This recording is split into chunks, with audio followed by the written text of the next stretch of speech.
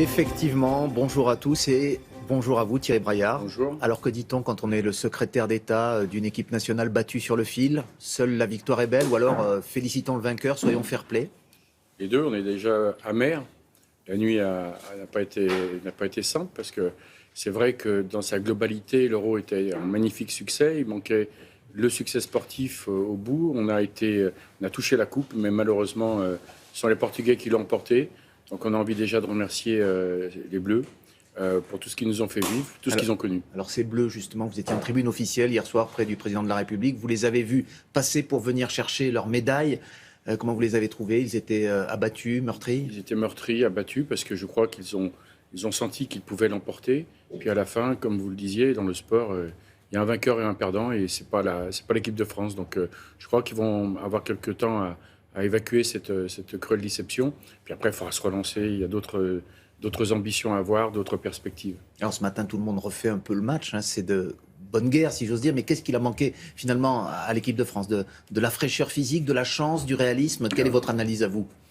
Je ne suis pas un commentateur, mais comme vous me posez la question, je pense quand même qu'au bout de 7 semaines de compétition, ou de 4 semaines de compétition, mais au bout d'une saison souvent harassante, la fatigue physique, l'usure joue, et le match de récupération que nous avions en moins que les Portugais, parce que nous avons joué jeudi soir contre les Allemands et pour dimanche, je pense qu'elle a pu compter, parce qu'on a quand même senti qu'à la fin, certains joueurs avaient du mal à pouvoir accélérer. Des joueurs qui avaient été brillants en début de compétition, comme Payet notamment, semblaient fatigués. Peut-être il y a des choix que vous n'auriez pas fait, vous, si vous aviez été sélectionneur. On a un sélectionneur exceptionnel, et il faut lui rendre déjà un grand remerciement, car si on en est là, je crois qu'il a su constituer le groupe qu'il fallait, manager ses hommes comme il le fallait, et vraiment on a la chance d'avoir Didier Deschamps comme sélectionneur. Il a annoncé qu'il restait jusqu'en 2018. La France, telle que vous l'avez vu, est capable de remporter la Coupe du Monde, selon vous, dans 2 ans en Russie? Moi, je crois que malgré cette défaite, il faut voir toutes les perspectives d'avenir positives qu'il y a, notamment de très jeunes joueurs qui se sont affirmés durant cette compétition, et montrer qu'il y a un groupe aujourd'hui qui peut se servir de cette désillusion, un peu comme en 1982 à Séville, où l'équipe de France avait été éliminée en demi-finale. Ça avait été aussi une cruelle désillusion. 2 ans après, y gagner l'Euro.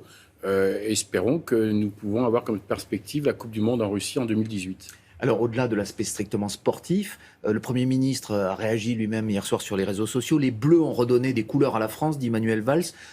Est-ce que tout cela va demeurer maintenant qu'il y a la désillusion de cette défaite, cette espèce d'euphorie que l'on avait connue ces derniers jours? Oui, je crois vraiment qu'on a ressenti, mais depuis le début de la compétition, une vraie communion entre les Français et leur équipe de football.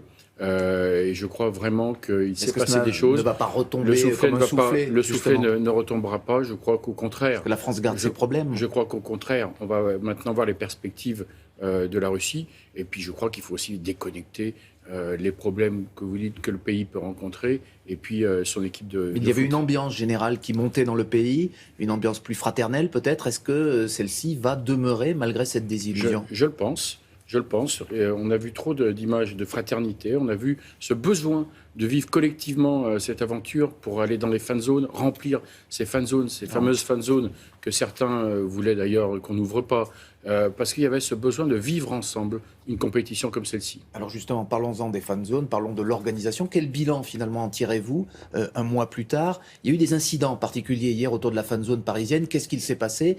Est-ce que finalement tout se termine bien, il n'y a pas eu de débordement trop grave malgré les risques, mais est-ce que finalement ce n'était pas périlleux d'ouvrir ces fan zones? Déjà, si on veut dresser le bilan, je crois qu'il ne faut pas s'arrêter à un petit incident, il faut voir ça dans sa globalité. Il y avait une menace terroriste, il y a une menace terroriste qui pèse sur notre pays, et nous avons su en tout cas faire en sorte qu'il n'y ait pas de graves incidents durant la compétition. Je crois qu'il faut le rappeler. Vous êtes soulagé ce matin? Je suis soulagé parce que je ne suis pas le seul. Je pense que mon collègue Bernard Cazeneuve aussi l'est, parce que je crois qu'il faut remercier toutes les forces de l'ordre, tous les préfets qui ont fait un travail remarquable pour que la sécurité soit maximale pour cet Euro, afin que tout le monde puisse faire la fête. Ensuite, que ce soit les équipes, on a aujourd'hui des messages de remerciement de tout le monde, que ce soit l'organisateur, l'UEFA, le secrétaire général, hier soir encore, me disait qu'ils avaient été ravis de la magnifique organisation de la France, que ce soit bien sûr le public avec ces fameuses fan zones, où on avait hier plus de 100 000 personnes. 100 000 personnes à Paris. Mais il y en avait tout autant dans toutes les autres villes de France. Il n'y a pas eu d'incident majeur. Donc il y a eu des incidents au début de la compétition. Vous dressez là un tableau idyllique. On se souvient de tous les ratés du début de la compétition, notamment des débordements graves entre supporters russes et anglais à Marseille. On peut passer déjà du pluriel au singulier. C'était l'incident qui a eu lieu à Marseille entre les Russes et les Anglais en tout début. L'incident, pas les. Et l'incident a été rapidement jugulé, puisque ensuite, la police et la justice ont fait leur travail vis-à-vis des Russes. Et autrement, moi, je préfère qu'on parle des sourires irlandais, je préfère qu'on parle du clap islandais, je préfère qu'on parle de tous ces supporters qui sont venus dans notre pays. Les petites péripéties, on a parlé de l'état des pelouses, malgré tout, quelques incidents entre supporters. Vous ne pensez, malgré tout, que la France a marqué des points dans sa capacité à organiser des compétitions sportives, et en particulier dans sa candidature pour les JO de 2024 ? Je pense que cet euro restera pour beaucoup un grand succès. Et vous verrez, si notre pays n'est pas capable de le dire, en tout cas, les étrangers commencent à le dire et à le répéter.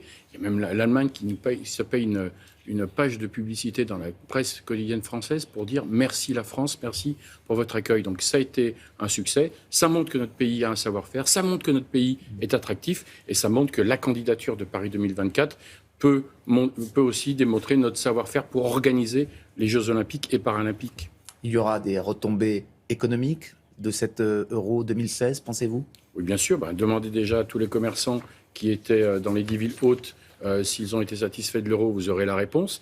On a une étude a priori, nous sommes en train d'en faire une a posteriori, qui parlait de plus d'1,4 milliard de recettes. Il se trouve qu'elle avait établi que 40% des billets seraient vendus à l'étranger. Or, il se trouve que 60% des billets ont été vendus. Ça veut dire qu'on a reçu plus de touristes, donc je crois que le bilan sera encore supérieur à ce chiffre. On revient juste d'un mot. Vous étiez hier en tribune officielle, vous étiez à côté de François Hollande. On l'a vu pendant les derniers matchs, très présent avec son écharpe. Il était dépité lui aussi hier soir. Oui, il était amer comme tout le monde, parce que la fête aurait été magnifiquement belle si en plus l'équipe de France l'avait emporté. Mais c'est le sport, et rendons hommage aux Portugais.